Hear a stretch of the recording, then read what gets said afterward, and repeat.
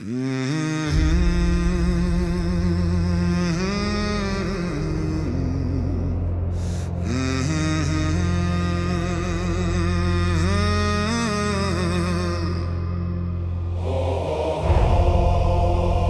Sturm kennt meinen Namen. Die See hat mich erschaffen. Und niemand hält mich auf.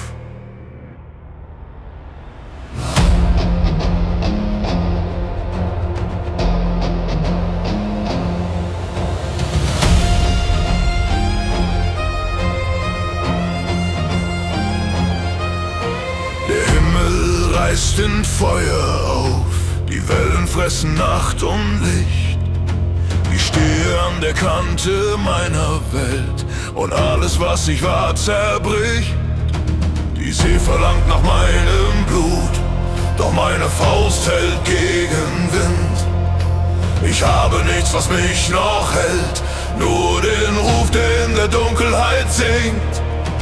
Ich höre alte Stimmen, die tief im Wasser schreien.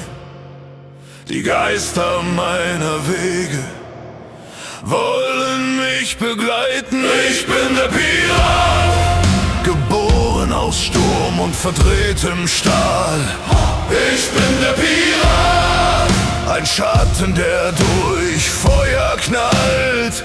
Mein Herz schlägt wie ein Kriegstrommelschlag. Ich falle nie, ich stehe jeden Tag. Ich bin der Pirat, der Fluch, den niemand bricht. Der Wind zerreißt die letzte Glut, doch meine Schritte tragen weit. Ich bin der Sohn der schwarzen See, ein Jäger in der Einsamkeit. Die Nacht will meinen Atem stehlen, doch ich wehre mich mit jedem Ton. Ich bin das Echo der verlorenen Welt, der Sturm wird meine Krone sein. Der Ozean vergisst nicht, er holt sich, was ihm gehört. Doch ich hab ihm widerstanden, egal wie tief er mich betört. Ich bin der Pirat. Ich spür die Erde beben, ich hör das Meer wachen. Kein Gott kann mich mehr halten, kein Tod mich niedermachen.